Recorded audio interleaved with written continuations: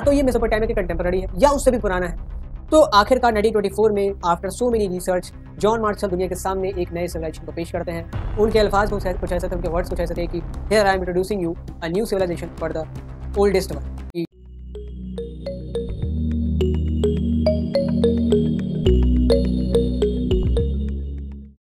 So hello and welcome to blade learner. I am Sudhanshu and स्वागत है आप सभी का क्लास 12 की history chapter 1 bricks beads and bones के सब टॉपिक सीरीज के पहले वीडियो में। हमने इस चैप्टर पे वन शॉट वीडियो पहले रिलीज कर दिया है। सब टॉपिक सीरीज को लॉन्च करने के पीछे मकसद ये है कि बहुत सारे ऐसे टॉपिक्स हैं इस चैप्टर में, क्योंकि जब हम एंशिएंट हिस्ट्री की बात करते हैं, सबसे प्राचीन इतिहास के भारत की, तो इससे पुराना हमारे पास टॉपिक नहीं है, क्योंकि जो भी जितनी भी चीज़ें हो, रामायण हो, महाभारत हो, ये सब अभी तक हिस्टोरिकली एक सब्जेक्ट के रूप में प्रमाणित नहीं किए जा सके हैं because of the lack of evidences. तो हमारी जो एंशिएंट हिस्ट्री है वो यहीं से शुरू होती है।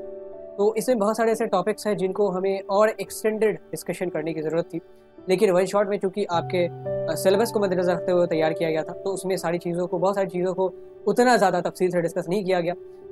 आपके जितने सिलेबस में रिक्वायर्ड था उतना हमने कर दिया एंड थोड़ी सी ज़्यादा भी कर दी।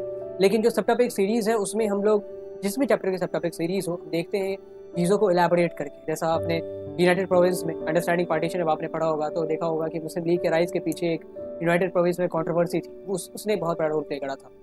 उस कंट्रोवर्सी के बारे में वन शॉट में हमने छोटी सी डिस्कशन ली थी कि भाई कंट्रोवर्सी के पीछे राज क्या थे एंड उसके बाद इसके कॉन्सिक्वेंसेस क्या क्या होते हैं। लेकिन हमने पीछे पूरे बैकग्राउंड को समझा जब हम सब टॉपिक पढ़ रहे थे कि भाई कंट्रोवर्सी कहाँ से रब्त होती है, कांग्रेस क्यों इतने ज़्यादा पावर में थे, कांग्रेस के लीडर्स, मुस्लिम लीग क्यों कोलिशन चाहती थी, एंड जब ये कोलिशन नहीं बन पाता है तो रिपरकशंस क्या क्या होते हैं। तो this is basically the benefit of watching सब टॉपिक सीरीज। सब टॉपिक सीरीज आप तब देखें जब आपके पास वक्त हो एंड कुछ टॉपिक्स पे आपको डिटेल में नॉलेज चाहिए, तभी आप सब टॉपिक सीरीज देखें। बाकी वन शॉट में हमने सिलेबस से और भी बहुत सारी चीज़ें इंक्लूड करके ऑलरेडी पढ़ा दी है, तो आप वहाँ से सारी वीडियोज़ को देख सकते हैं। तो सब टॉपिक सीरीज़ की जो पहले वीडियो है उसमें हम इस चैप्टर को शुरू करेंगे एक बहुत कॉमन क्वेरी के साथ कि इस सिविलाइजेशन के बारे में, ये जो हड़प्पन सिविलाइजेशन है इसके बारे में इस पहले चैप्टर में पढ़ना है, इसके बारे में हमें पता कहाँ से चलता है। बिकॉज फर्स्ट चैप्टर में जब आपने वन शॉट पढ़ा था तो आपने बताया था कि इसके बारे में 20th सेंचुरी तक, यानी कि ठीक आज से 100 साल पहले तक लोगों को भनक भी नहीं थी कि भाई एक सिविलाइजेशन भी हो सकती है जो कि आज से 6000-7000 साल पुरानी हो सकती है। Nobody was aware of this. And उसके बाद अचानक से डिस्कवरीज होंगी, अचानक से एक्सकवेशंस किए जाएंगे एंड अल्टीमेटली एक स्पॉन्टेनियस रिजल्ट हमारे सामने आएगा एंड जो पूरे वर्ल्ड को स्टन कर देता है, भौचक्का कर देता है कि भाई एक बहुत पुरानी सिविलाइजेशन इंडियन सब कॉन्टिनेंट में एग्जिस्ट करती थी जो कि मेसोपोटामियस के कंटेम्पररी थी, या हो सकता है उससे भी पुरानी हो। That was basically the scenario. तो इस वीडियो में पहली जो वीडियो होने वाली है इसमें हम बेसिकली हड़प्पन सिविलाइजेशन के फीचर को नहीं देखेंगे, हड़प्पन सिविलाइजेशन के बिगिनिंग को नहीं देखेंगे। हम इस चीज़ को देख रहे होंगे कि how do we get to know about the Harappan civilisation, कि इस सिविलाइजेशन को डिस्कवर कैसे किया गया, खोजा कैसे गया। एक टाइमलाइन बनाएंगे, टाइमलाइन में जितनी भी डेवलपमेंट्स हुई from the Charles Masson to Alexander Cunningham, Rakhaldas Banerjee, Dayaram Sahni, John Marshall, ASI Archaeological Survey of India गठन हो, फिर वो रेलवे कंस्ट्रक्शन हो आपका मुल्तान और कराची का, सबको देखेंगे। So before going to the timeline let's attempt a quiz. I expect कि हमने किंग्स, फार्मर्स एंड टाउन्स जो आपका दूसरा चैप्टर है उसकी वीडियो रिलीज कर दी है, तो आपने उस वीडियो को भी देख लिया होगा। सो उसी चैप्टर से रिलेटेड एक क्विज है, आपको जवाब देना है कि हमने देखा था कि मौर्यन एम्पायर को जो एडमिनिस्ट्रेट करा जाता था तो एक कैपिटल होती थी, दैट वाज पाटलिपुत्रा, एंड उसके अलावा कुछ प्रोविंशियल सेंटर्स होते थे, 4-5 प्रोविंशियल सेंटर्स। लाइक आप समझे कि state capital type provincial centres में गवर्नर्स बैठा करते थे, मौर्यन गवर्नर्स। एंड ये जो गवर्नर्स होते थे ये ऑफन जो एम्परर्स हैं उनके बेटे यानी कि युवराज हुआ करते थे, प्रिंसेस हुआ करते थे। Ashoka himself was a governor of Takshashila जो कि एक और प्रोविंशियल सेंटर था। तो इसमें आपके सामने क्वेश्चन ये है कि dash was the southernmost provincial centre of Mauryan empire की। इस यहाँ पे 4 ऑप्शंस दिए गए हैं, पूहर, तोसाली, सुवर्णगिर, मदुरई। आपको बताना है कि इनमें से कौन सबसे दक्षिण में लोकेटेड प्रोविंशियल सेंटर था मौर्यन एम्पायर का। Was it Puhar, was it Tosali, was it Suvarnagiri, was it Madurai. इन चारों में से कौन एक प्रोविंशियल सेंटर था, सबसे पहले आपको ये डिटेक्ट करना पड़ेगा। एंड प्रोविंशियल सेंटर अगर था तो कौन सबसे सदर्न मोस्ट, दक्षिण में लोकेटेड था। ठीक है, so this is basically the scenario. आपको इसका जवाब देना है हमारे कमेंट सेक्शन में and I will reply with the heart अगर आपका आंसर सही है तो, एंड अगर आपका आंसर गलत है तो भी आपको हर्ट मिलेगा, लेकिन उसके साथ आपको एक इलैबोरेट एक्सप्लेनेशन भी मिलेगा। Now starting with the timeline. सबसे पहले शुरुआत करेंगे टाइमलाइन में कि भाई हड़प्पन एक्सप्लोरेशन की जो भी चीज़ें हमें आज पता है उनकी कहानी कितने पहले शुरू होती है, उसके एक्सप्लोरेशन की कहानी, उसके खोजबीन पड़ताल की कहानी कितने पहले शुरू होती है। कहानी शुरू होती है 1826 से। 1826 ईस्वी से। एक हमारे ब्रिटिश आर्मी में सोल्जर थे, सोल्जर नहीं कह, कमांडर कह, बहुत बड़े पोस्ट पे थे, चार्ल्स मैसन। कहीं कहीं को चार्ल्स मैसन जूनियर नाम से भी पुकारा जाता है। तो चार्ल्स मैसन क्या थे, बेसिकली ये सोल्जर थे, आर्मी में काम करता था, बाद में कमांडर भी बनते हैं। एंड अफगान वॉर जो हो रहा था, जो 19वीं सेंचुरी के शुरुआती दशकों में बहुत ज़्यादा प्रेवलेंट था, तो अफगान वॉर, सिख वॉर में इनकी खासा दिलचस्पी थी, खासा इनकी इन्वॉल्वमेंट थी। एंड अफगान वॉर में एक्चुअली ये ब्रिटिश आर्मी को बहुत जगह, ब्रिटिश टुकड़ी को जो प्लेटून होती है, बहुत जगह इसको वो लीड भी करते हैं एंड बहुत ज़्यादा सक्सेस भी इनको मिलती है। तो चार्ल्स मैसन जो है वो अफगानिस्तान में भी बहुत, देखें इनका दिमाग शुरू से ये ऐसा आर्कियोलॉजिस्ट या पुरातत्वविदों जैसा था, तो ये अफगानिस्तान में भी बहुत सारे ऐसे ऐसे साइट्स को खोजता है। लाइक एक साइट था वहाँ पे बगराम के निकट, उसको खोजते हैं, वहाँ पे थोड़ी बहुत खुदाई करी जाती है, तो पता चलता है कि यहाँ पे अलेक्जेंडर की आर्मी जब वो इन्वेड करने आए थे इंडिया को तो रुकी थी एंड एक छोटा सा शहर बताया गया था। ऐसे करके और भी बहुत सारे छोटे मोटे एक्सकैवेशन लॉन्च करते हैं अफगानिस्तान, बहुत सारे बुद्धिस्ट साइट्स एंड जो ग्रीक साइट्स हैं उनको डिस्कवर किया जाता है। बाद में चार्ल्स मैसन जब वापस इंडिया आते हैं तो उनको खबर मिलती है कि इंडिया में पंजाब में एक इलाका है हड़प्पा, पंजाब में इलाका पड़ता था हड़प्पा। हड़प्पा के लोग कुछ अजीब टाइप से मूर्तियां बनाते हैं एंड बेचते हैं उनको। इन मूर्तियों का ट्रेस हमने जब पूछा कि भाई ऐसी मूर्तियों को बनाने का तुम्हारे पास कहाँ से हुनर आया, तो उन्होंने कहा कि हमने जब अपने आसपास खुदाई करी तो हमें कुछ कुछ इस टाइप की मूर्तियां अजीब से मिली है, तो हम उन्हीं की जो प्रतिलिपि है, जो डुप्लीकेट है, वो बना के आपको बेच देते हैं। एंड लोगों को बहुत पसंद भी आती थी।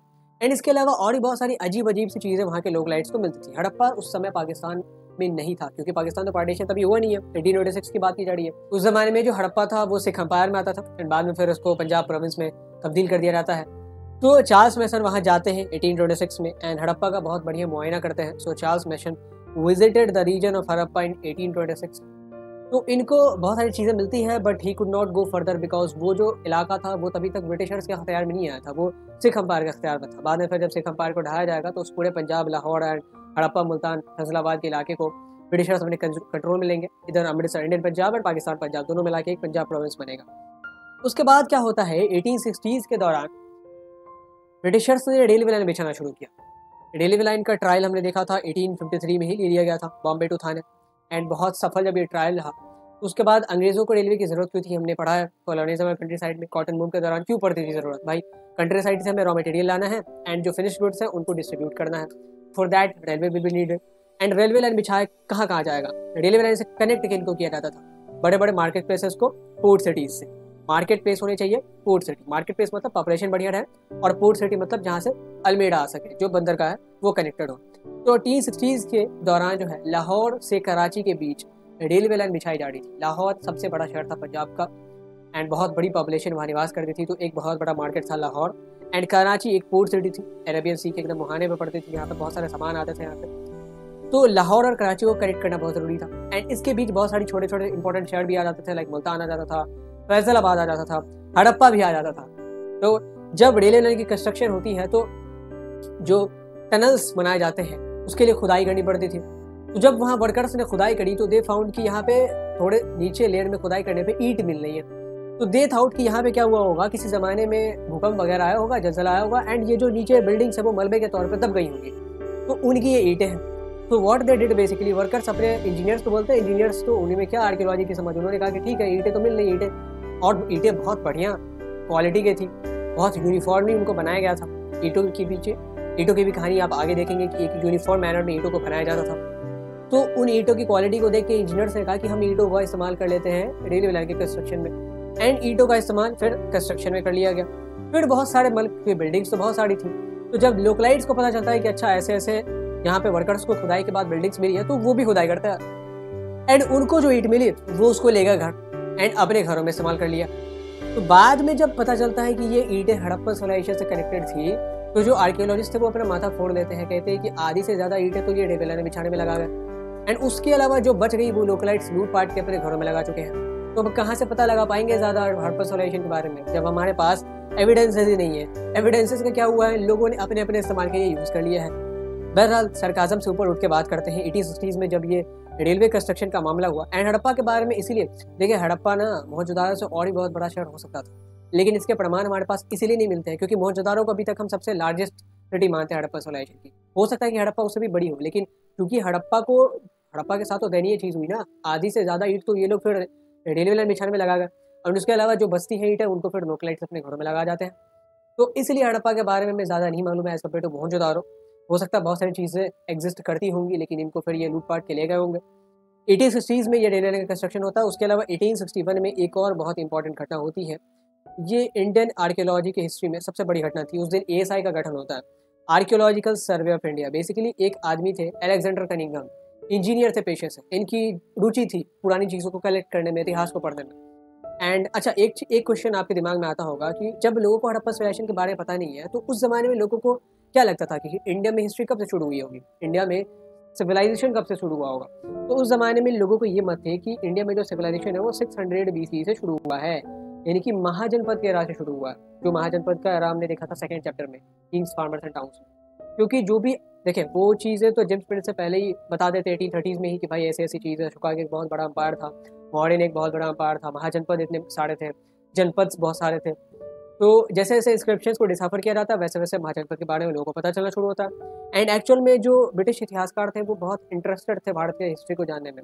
एंड जब उनको चीज़ें पता चलती है तो वो क्रोनोलॉजिकल मैनर में लिखना भी शुरू करते हैं। तो लोगों को 600 BC से बहुत सारी चीज़ें पता थी। उसके बाद जितनी भी चीज़ें आई हैं, चाहे गुप्ता अंपायर हो, हर्षवर्धन का अंपायर हो, इस्लामिक इन्वेजन हो, इसके बारे में कम बेश बहुत सारी चीज़ें पता थी। लेकिन 600 BC से पहले जो हमारा वैदिक एज गुजरा है या हड़प्पा सिविलाइजेशन गुजरा है, इसके बारे में किसी को कुछ नहीं मालूम था। तो अलेक्जेंडर कनिंघम को भी यही लगता था कि इंडिया में जो हिस्ट्री है वो 600 BC के अराउंड शुरू हुई है। ये भी एक बहुत बड़ा आंकड़ा, 2500 साल पुराना तो है। तो अलेक्जेंडर कनिंघम सोचते हैं कि चूंकि इंडिया की हिस्ट्री इतनी पुरानी है, तो व्हाट वी शुड डू, हमें क्या करना चाहिए, जितने भी एविडेंसेस हैं उनको रिसर्च करना चाहिए और ज़्यादा नॉलेज गैदर करनी चाहिए। इसके लिए हमें टॉप क्लास आर्कियोलॉजिस्ट की ज़रूरत होगी, एक प्रॉपर इंस्टीट्यूशन की ज़रूरत होगी। इन दैट मैनर वो वॉइसरॉय के सामने प्रपोजल रखते। उस जमाने में वॉइसरॉय नहीं हुआ करते थे, उस जमाने में शायद गवर्नर जनरल हुआ करते थे। तो वो फिर प्रपोजल एक्सेप्ट करते हैं एंड एएसआई का गठन किया जाता है, आर्कियोलॉजिकल सर्वे ऑफ इंडिया, 1861 में। एंड अलेक्जेंडर कनिंघम पहले उसके डीजी बनाए जाएंगे, डायरेक्टर जनरल। अलेक्जेंडर कनिंघम खुद पेशे से आर्कियोलॉजिस्ट तो थे नहीं, लेकिन इंजीनियर थे, रुचि रखते थे एंड एक बहुत की रोल प्ले करा था एएसआई के गठन में। तो नो डाउट ही वाज बेसिकली डिजर्विंग कैंडिडेट। फिर अलेक्जेंडर कनिंघम को हम फादर ऑफ इंडियन आर्कियोलॉजी भी कहते हैं, पहले डीजी भी है वो एएसआई के। तो अलेक्जेंडर कनिंघम के भी दिमाग में ये बात आती है कि आखिर ये जो हड़प्पा में लोगों को क्या क्या मिलना है, क्योंकि ये बात अब छिपने वाली थी नहीं। लोगों ने भारी मात्रा में ईंटों को चुराया था एंड डेलो लैंड के कंस्ट्रक्शन के दौरान जो ईंटों का इस्तेमाल करा गया था, ये चीज़ें अब पब्लिक में आने लगी। तो अलेक्जेंडर कनिंघम को खबर हुई कि भाई कुछ तो है जो हड़प्पा में अजीब सी चीज़ें मिल रही हैं। तो वो खुद हड़प्पा विजिट करेंगे 1873-75 के अराउंड। एंड बाद में जब उनको पता चलता है कि यहाँ पे कुछ इंपॉर्टेंट ईंटें हैं, कुछ आर्टिफैक्ट्स, मूर्तियाँ मिल रही है, कलाकृतियाँ मिल रही हैं, कुछ ऐसे हड्डियों के अवशेष मिल रहा है जो कि शायद बहुत पुराने हैं, तो वो फिर हड़प्पा को एक्सकवेट करेंगे। अलेक्जेंडर कनिंघम एक्सकवेटेड हड़प्पा इन्होंने खुद नहीं करा था, इनके सुपरविजन में पूरी टीम ने करा था। इनको बहुत सारे एविडेंसेस मिलते हैं, लेकिन इनका दिमाग ही नहीं चलता, क्योंकि इन्होंने जो भी इनकी नॉलेज थी वो तो महाजनपद के एरा के अराउंड थी, उनसे रिलेटेड थी। एंड जो भी स्क्रिप्ट डिसाइफर कर पाते थे वो तो ब्राह्मी या खड़ोस्ती कर पाते थे, क्योंकि जेम्स प्रिंट से बता के गए। तो अलेक्जेंडर कनिंघम को बहुत दिक्कत हुई Harappan seals, Harappan script, Harappan artefacts को एनालाइज करके कंक्लूजन तक पहुंचने में। तो उन्होंने क्या किया, उन्होंने कहा कि ये जो चीज़ें हैं ये बहुत फालतू चीज़ें हैं, पता नहीं कहाँ से आ गई, इनको रख दो। तो अलेक्जेंडर कनिंघम ने हड़प्पा को एक्सकवेट भी करा, एविडेंसेस भी मिले, but he could not come to the conclusion, because वो फिर वही प्रिजुडिस से पीड़ित। प्रिजुडिस मतलब उनकी जो प्री एजम्पशन है कि भाई हड़प्पन जो इंडियन हिस्ट्री है वो 600 BC से शुरू हुई है, इससे पहले कि तुम्हारे पास कोई प्रमाण है नहीं। तो ये जो चीज़ है वो उसके बाद की होंगी, एंड उसके बाद की है तो उतनी इंपॉर्टेंस की है नहीं, तो छोड़ देते हैं इसको।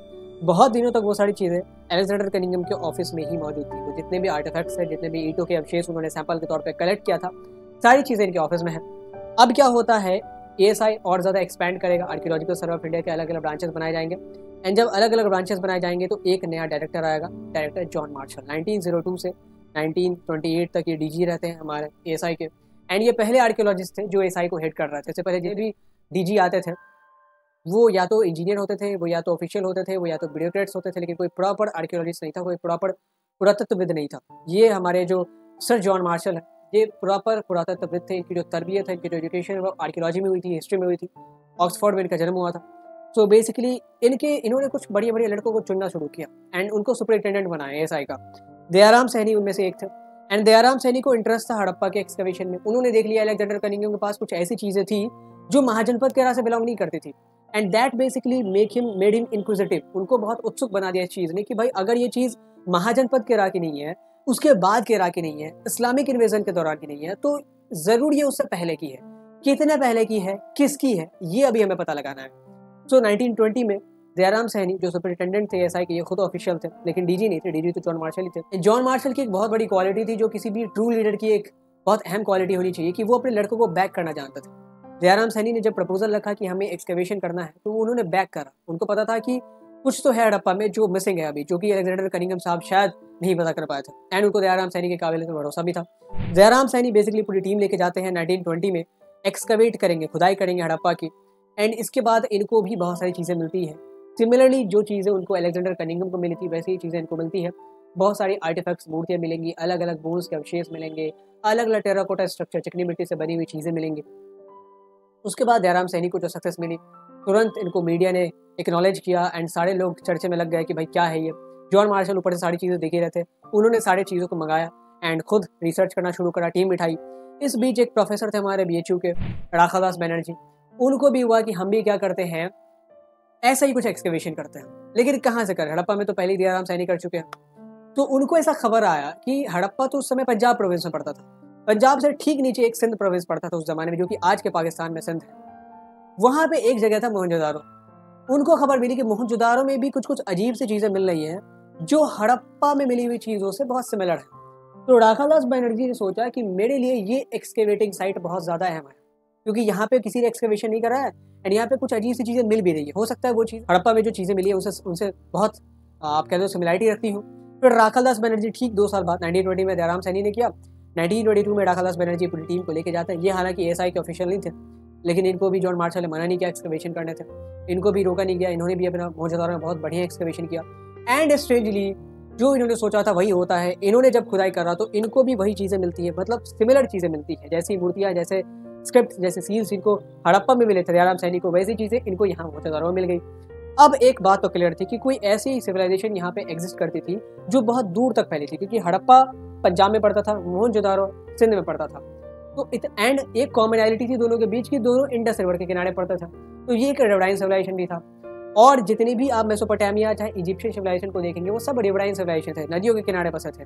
मेसोपोटामिया यूफ्रेट्स नदी के किनारे, टिग्रिस नदी के किनारे, हमारा इजिप्शियन सिविलाइजेशन नाइल नदी के किनारे। तो जितने भी सिविलाइजेशन थे वो शुरुआत में रिवराइन सिविलाइजेशन ही होते थे, क्योंकि भाई जीने के लिए तो पानी चाहिए एंड पानी के साथ साथ एग्रीकल्चरल लैंड भी मिल जाता अगर आप नदी के किनारे रहते हैं तो इससे पता चल गया कि इंडस से शायद इनका कोई कनेक्शन होगा। बाद में जब जॉन मार्शल के पास राखादास बनर्जी के द्वारा एक्सकेवेट किए गए एविडेंसेस पहुंचते हैं तो इन्होंने फिर जोर से रिसर्च शुरू करा, पूरी टीम बिठाई, 24/7 काम करा। अल्टीमेटली इनको पता चलता है एंड जॉन मार्शल चूंकि खुद बड़े आर्कियोलॉजिस्ट थे तो इनका ना बाहर के विदेशों के बहुत आर्कियोलॉजिस्ट से पत्र व्यवहार होता था, मकतूब होता था, लेटर एक्सचेंज होता था। तो इनको पता चला कि हड़प्पन सील्स में, हड़प्पन स्क्रिप्ट्स में जो साइंस मेंशन्ड है, ऐसे साइंस उस जमाने में मेसोपोटामिया में भी फॉर्चुनेटली उस जमाने में मेसोपोटामिया में भी इंटेंस एक्सकवेशन हो रहा था। तो मेसोपोटामिया में भी हड़प्पन साइंस मिल रहे थे, जो हड़प्पन सील्स में, हड़प्पन स्क्रिप्ट्स में जैसे साइंस का इस्तेमाल करा गया था। मेसोपोटामियन टेक्स्ट में कहीं कहीं उस साइंस का जिक्र था, मेसोपोटामियन सील्स में वो कहीं कहीं उस साइंस का जिक्र था। साइंस मतलब जो निशान होते हैं। तो इससे जॉन मार्शल को पता चला कि ये जो सिविलाइजेशन है ये एक तो बहुत बड़ी सिविलाइजेशन तो थी, क्योंकि मोहनजोदारो सिंध में पड़ता है, हड़प्पा पंजाब में, एंड इसके अलावा ये मेसोपोटामिया जितनी पुरानी है, क्योंकि मेसोपोटामिया एंड हड़प्पा के बीच कनेक्शन तब हो सकता है जब इन दोनों के बीच ट्रेड होता हो, जब इन दोनों के बीच व्यापार होता हो। एंड इन दोनों के बीच व्यापार तब होगा जब ये दोनों सेम टाइम फ्रेम में एग्जिस्ट कर देंगे, को एग्जिस्ट करेंगे, कंटेम्पररी होंगे, तभी तो होगा ना। तो या तो ये मेसोपोटामिया के कंटेम्पररी है या उससे भी पुराना है। तो आखिरकार 1924 में after so many research John Marshall दुनिया के सामने एक नए सिविलाइजेशन को पेश करते हैं। उनके अल्फाज कुछ ऐसे थे, उनके वर्ड्स कुछ ऐसे थे कि here I am introducing you a new civilisation for the oldest one, कि शायद ये सबसे पुराना हो सकता है, अभी हमने खोजा जरूर है इसको हाल में, लेकिन probably it can be one of the oldest civilisation of this world. अभी तक हमारे पास क्लियर नहीं है कि मेसोपोटामिया ज़्यादा पुराना है या हड़प्पा ज़्यादा पुराना है। लोग कहते हैं कि हड़प्पा बहुत पुराना है, कुछ लोग कहते हैं मेसोपोटामिया बहुत पुराना है। अल्टीमेटली क्योंकि हमारे पास एविडेंसेस नहीं है उतने एंड हमें पता नहीं कि बिगिनिंग कब हुई थी, कैसे हुई थी, तो हम किसी भी सब्सटैंशियल कंक्लूजन पे नहीं पहुंच सकते कि मेसोपोटामिया पहले आया था या हड़प्पन ने पहले सिविलाइजेशन ग्रो करवाया। बहरहाल 1924 में ये चीज़ पब्लिकली हो गई कि भाई हड़प्पा सिविलाइजेशन ऑफिशियली एक सिविलाइजेशन है एंड पूरी दुनिया के इतिहासकारों ने इंटरेस्ट लिया इसमें। क्यों? क्योंकि इसके मेसोपोटामिया से ताल्लुकात थे, इसके बहरीन से, ओमान से ट्रेड रिलेशन थे। आगे हो सकता है आपको पता चले कि चाइनीज से भी इसके ट्रेड रिलेशन थे या इजिप्शियन से भी ट्रेड रिलेशन थे। तो this is basically how the civilisation was discovered. ये थी हमारी जर्नी चार्ल्स मैसन से लेके सर जॉन मार्शल तक। बीच में दयाराम सैनी आते हैं, बीच में राखादास बनर्जी आते हैं, अलेक्जेंडर कनिंघम आएंगे, रेलवे लाइन में काम करने वाले वर्कर्स आएंगे, बहुत सारे लोग आते हैं, ASI आता है। तो ये हमारी जर्नी थी। इस तरीके से इस सिविलाइजेशन के बारे में पता किया जाता है, इंट्रोड्यूस करवाया जाता है। बहरहाल बहुत सारी चीज़ें तो अभी भी नहीं पता है एंड आपकी जिम्मेदारी है कि आप पता करें। सो this is it in the video. अगली वीडियो में हम बात करेंगे, जब आप एंशिएंट हिस्ट्री पढ़ते हैं तो कुछ एब्रिविएशन का आपको ध्यान रखना ज़रूरी है, लाइक AD हो गया, BC हो गया, CE हो गया, BCE हो गया, इन सब का मतलब क्या है। क्योंकि जब इन सब के मतलब को आप नहीं समझेंगे तो जो डेट्स दिए जाते हैं, जो तारीख बताई जाती है किताबों में, उनमें आप बहुत कंफ्यूज करेंगे। तो कुछ एब्रिविएशन को अगली वीडियो में देख लेंगे, फिर उसको क्या कंटिन्यू करेंगे step. Thank you for watching.